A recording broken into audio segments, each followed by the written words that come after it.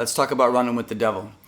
So this isn't going to be a deep dive guitar lesson on how to play this song. If that's what you're looking for, you can find all kinds of lessons out on the internet, YouTube. I put a couple links down below in the description, a couple lessons that do a pretty good job explaining how to play this song. I just wanted to pass along some tips, some things that I discovered as I was trying to learn this song, and hopefully somebody might find them useful. So the first thing I wanted to talk about was tuning your guitar to make this song sound as good as it can. So let's play the main riff.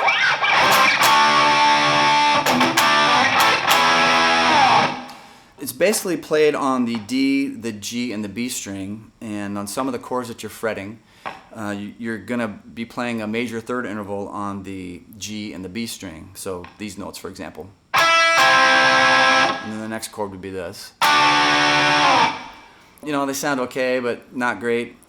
So even if you tune your guitar up using your tuner and it tells you that the strings are at the correct pitch, when you actually fret notes further down the fingerboard, they're going to be slightly out of tune with each other. And this has to do with something called tempered tuning. You can look that up, Google it on the internet, and you can read all about it, and it'll explain what kind of impact that has on the guitar and other instruments. So bottom line is, this interval that you want to hear is not quite right. The B string is a bit sharp. So what I'm going to do is I'm going to strum those two notes, and I'm going to tune that B string a little bit flat until I hear that major third interval lock in. So let's try it.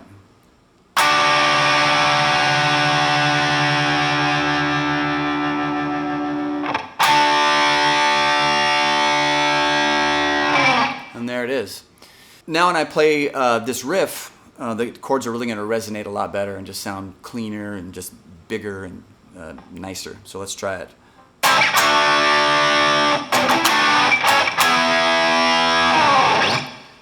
All right. The next thing I wanted to talk about was the guitar solo.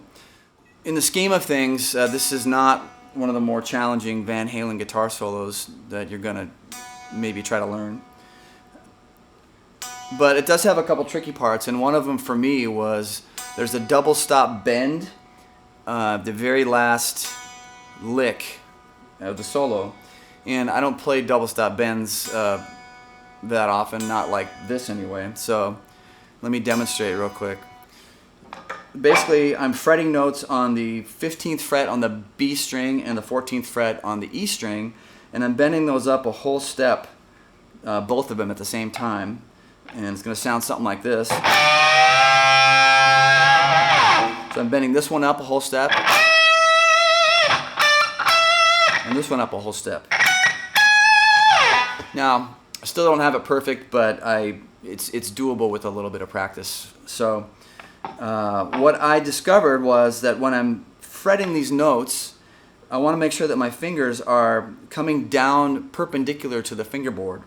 And the reason that is because when I bend, I want there to be room under my ring finger for that note that I'm fretting on the E string to continue to ring out when I execute the bend.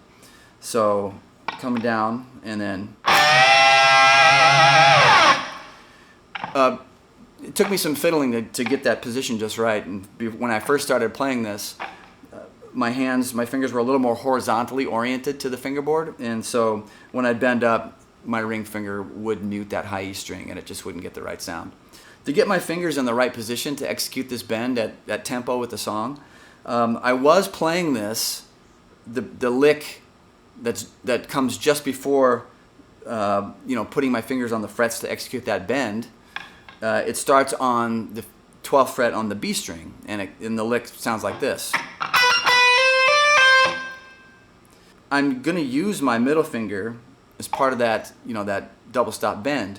So to get it in position, I had to lift it off of the C note on the 13th fret on the B string, and I had to pick it up and move it over to the 14th fret on the E string. So I found it to be kind of awkward. So to solve this, instead of playing the preceding phrase like this with my finger anchored on the 12th fret on the B string, I simply moved my finger up a half step, and then that allowed my middle finger and my ring finger to be in position to essentially just hammer onto those notes that I wanted to grab to finish up the phrase at the end of the solo. So something like this.